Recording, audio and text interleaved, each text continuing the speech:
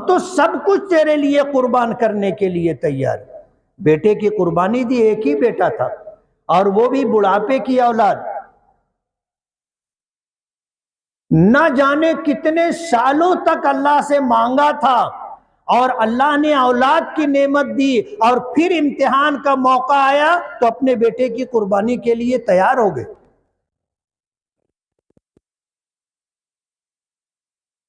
में जिस तरह के हालात हैं, हमें इस पर गौर करना होगा। अल्लाह की वहदानियत के लिए, अल्लाह के दीन की ताबेदारी और पासदारी के लिए हर तरह की कुर्बानी देने के लिए हमें तैयार रहना होगा।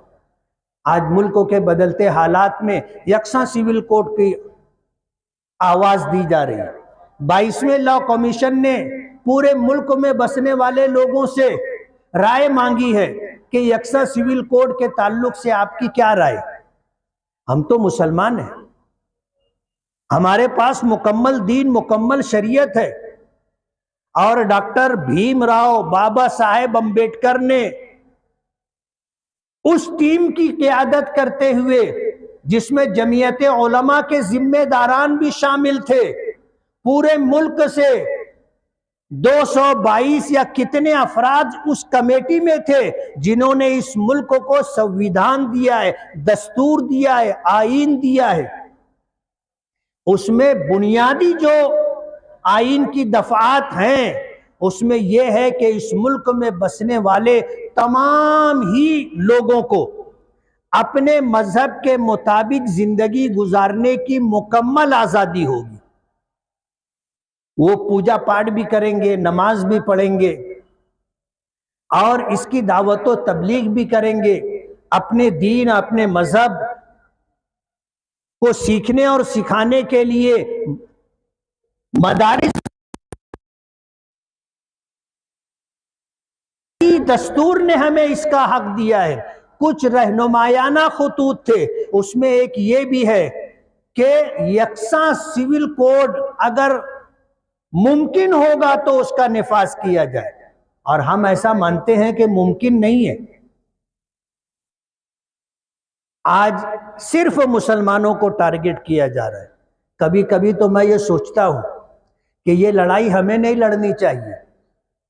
ये लड़ाई लड़ने के लिए पूरा हिंदुस्तान है।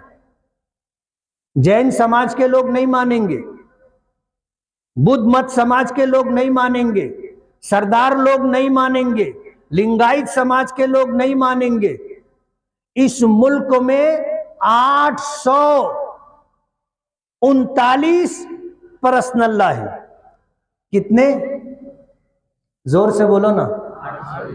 839। सिर्फ मुस्लिम पर्सनल्ला नहीं है, बल्कि 839 पर्सनल्ला है। जाहिर बात है, जैसे हम अपने मजहब से एक कदम पीछे हटने के लिए तैयार नहीं है, तो दूसरे लोग भी तैयार नहीं। लेकिन टारगेट सिर्फ मुसलमानों को किया जाता है। मेरी जाती राय है, जरूरी नहीं है कि सब मेरी राय से इत्तेफाक करें। मैं ये चाहूंगा कि ये लड़ाई दूसरों को लड़ने दे, दूसरों को लड़ने दे, और वो हमसे अच्छे तरीके से लड़ लेंगे।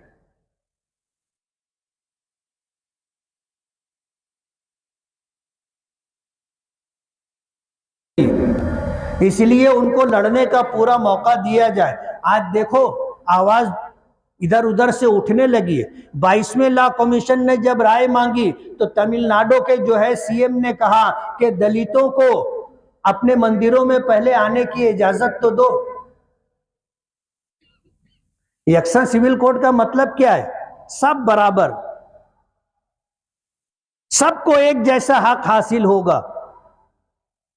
आप अपने मंदिरों में दलित समाज के लोगों को आने की इजाजत नहीं देते, तो पहले आप तो थोड़ा दिल बड़ा करो और दरवाजा थोड़ा सा बड़ा बनाओ कि आपके मंदिरों में भी दलित समाज के लोग आने लग जाएं। जाहिर बात है, ये बात वो कभी भी नहीं मानेंगे, कभी भी नहीं मानेंगे।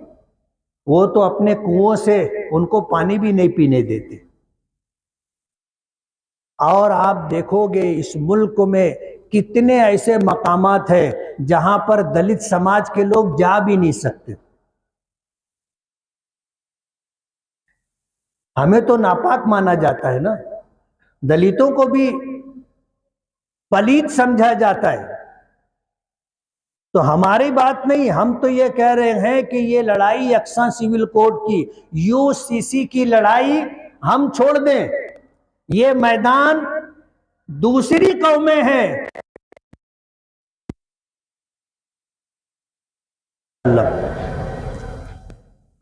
इसलिए ज़र्ब सिर्फ हम पर पड़ेगी, नुकसान सिर्फ हमारा होगा, ऐसा नहीं है।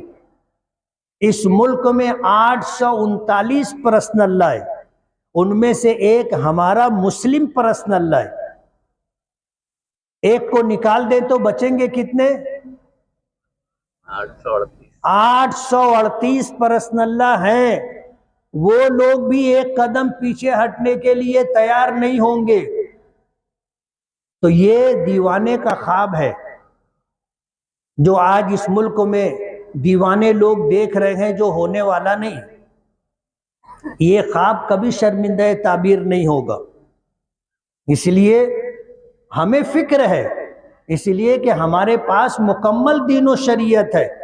लेकिन इत्मीनान रखें, इस मुल्क में यकसा सिविल कोड कभी भी नहीं आ सकता। ये सिर्फ मुसलमानों को टारगेट करके इन्हें परेशान करने की कोशिश की जा रही। आप देख लो, मॉब लंचिंग के नाम पर किसको मारा जाता है? मुसलमानों को। उत्तर काशी में मुसलमानों को दुकानें खत्म करो, कारोबार खत्म करो। हिमाचल से मुसलमानों को भगाने की बात की जा रही है, 1 महीने का मौका दिया गया। ये सिर्फ हमारे खिलाफ। हम अगर इस मामले में थोड़ा सूझबूझ के साथ अपने अकाबिरीन और बुजुर्गों के बताए हुए प्रोग्राम के मुताबिक, कम से कम नुकसान होगा। और ये लड़ाई लड़ने वाले बहुत सारे लोग हैं। पर्सनल्ला सबका है ना, सिर्फ मुस्लिम पर्सनल्ला है ऐसा नहीं है। इसलिए हमें इसमें परेशान होने की जरूरत नहीं, लेकिन बेदार रहना होगा, जागरूक रहना होगा और अपने अकाबिरीन और बुजुर्गों के बताए हुए तरीके पर हमें आगे बढ़ना होगा। आज इस मुल्क में नफरत का माहौल पैदा किया जा रहा है। अंग्रेजों का तरीक़ाकार के लड़ाओ, बांटो, नफरत और दुश्मनियां पैदा करो और हुकूमत करो। आज मुल्क में वही सब कुछ किया जा रहा है। नफरत का माहौल पैदा किया जा रहा है, फिरका वाराना माहौल पैदा किया जा रहा है और सिर्फ मुसलमानों को टारगेट किया जा रहा है। आपको मायूस होने की जरूरत नहीं है। इससे बुरे बुरे हालात तारीख उठा करके आप देखोगे तो आए और चले गए। इस मुल्क में आप अगर देखोगे तो 2 शख्सियतों का हिंदुस्तान के मुसलमानों पर बहुत बड़ा एहसान। एक हजरत मुजद्दिद अल-फसानी रहमतुल्लाह अलैह कि जब अकबर बादशाह, मुगल बादशाह अकबर जब इस मुल्क में आया, मुल्क में बादशाह बना, तो उसकी बादशाहत जब तख्त पर बैठा तो 865 साल हुजूर पाक सल्लल्लाहु अलैहि वसल्लम की बेसत पर। तो यहाँ के कुछ लोगों ने उसको ये इस बात पर आमादा किया कि जब 1000 साल पूरा होता है तो मजहब जो होता है वो खत्म हो जाता है, एक नए मजहब की शुरुआत होती है।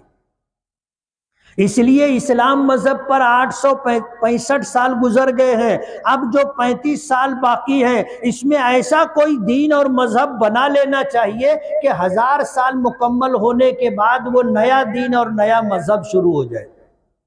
मैं ये बात बहुत एतमाद के साथ कह रहा हूँ। मुगल बादशाहों से हमारी कोई रिश्तेदारी नहीं है, हमारा उनसे कोई लेना देना नहीं है।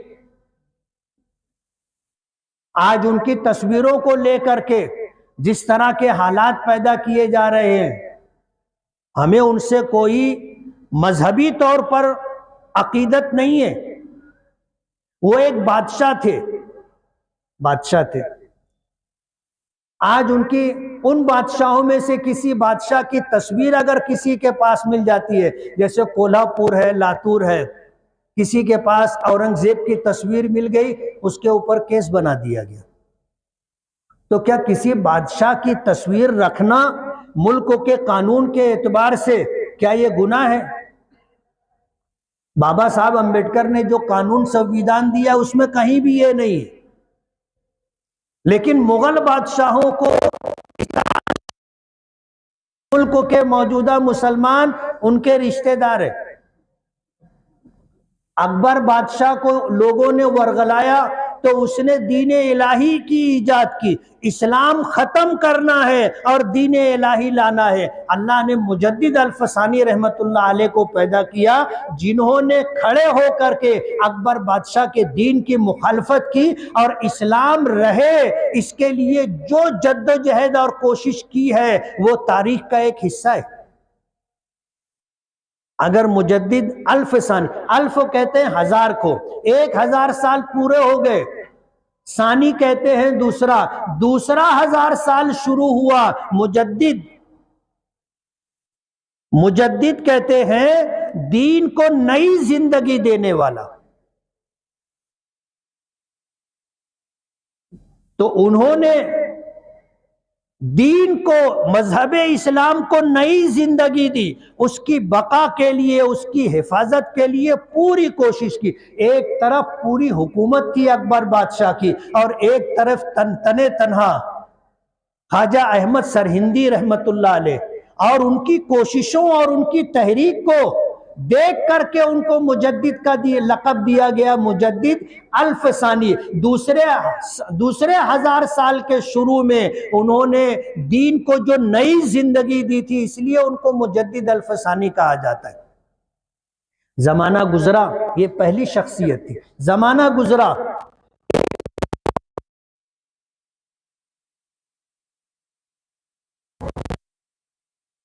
बिदात और रुसूमात में पड़ गई थी, सुन्नतें खत्म होती जा रही थी, दीन नबी करीम सल्लल्लाहु अलैहि वसल्लम का तरीका मिटता जा रहा था, बिदात का उरूज होता जा रहा था। हजरत शाह वलीउल्लाह मुहद्दिस देहलवी रहमतुल्लाह अलैह ने हदीस पाक को हिंदुस्तान के कोने कोने तक पहुंचाने की कोशिश की। अगर कुरान है, हदीस है, तो दीन सही शक्ल में हमारे पास रहेगा, वरना और मजहब के मानने वालों की तरह आप देखोगे अजीब व गरीब कारनामे हैं उनके, ऐसे ही इस्लाम भी हो जाता।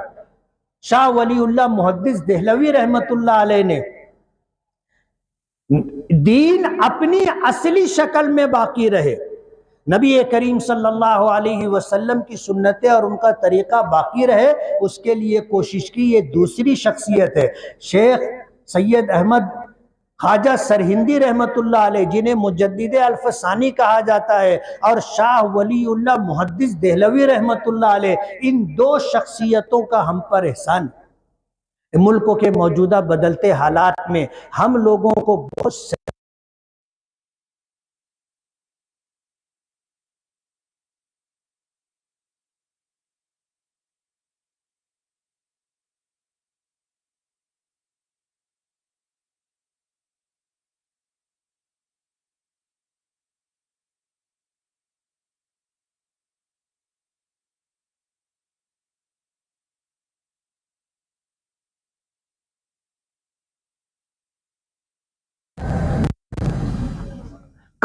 कहीं मिल्लत इस्लामिया को सामने रख करके, अपने दीन मजहब इस्लाम को सामने रख इत्तेफाक करना चाहिए।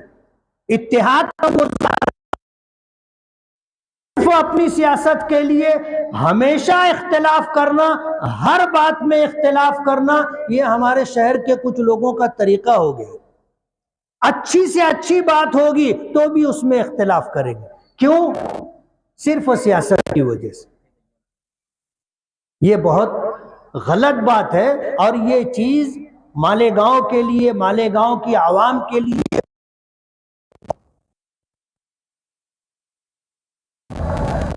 नहीं कहते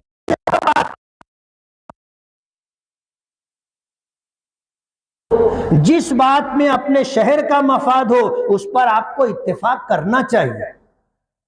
आप अगर चाहते हो कि शहर तरक्की करे, आप अगर चाहते हो कि मुसलमान तरक्की करे, तो आपको मिल्लत के मफाद के मौके पर इत्तेहाद का मुजाहरा करना होगा। आपको तब जाकर के ये मकसद पूरा होगा, वरना जिस तरह जिंदगी गुजर रही है, गुजरती रहेगी, हमारी तो कट रही है, कट गई है, जिंदगी के आखिरी पायदान पर।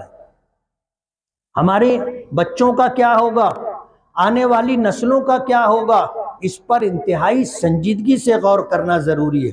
तो हजरत इब्राहीम अलैहिस्सलातु वस्सलाम का जो पैगाम है कि सिर्फ जानवर की कुर्बानी नहीं, बल्कि जिंदगी के हर मोड़ पर और हर कदम पर ऐसे अमल का इंतखाब करना, अपनी ख्वाहिशात को कुर्बान करना, गुनाहों को छोड़कर जिंदगी गुजारना, इताअत व फर्मा बरदारी का मुजाहरा करना, यह है कुर्बानी का मकसद। और अगर हम में ये है तो हम कामयाब हैं, हम मुसलमान हैं।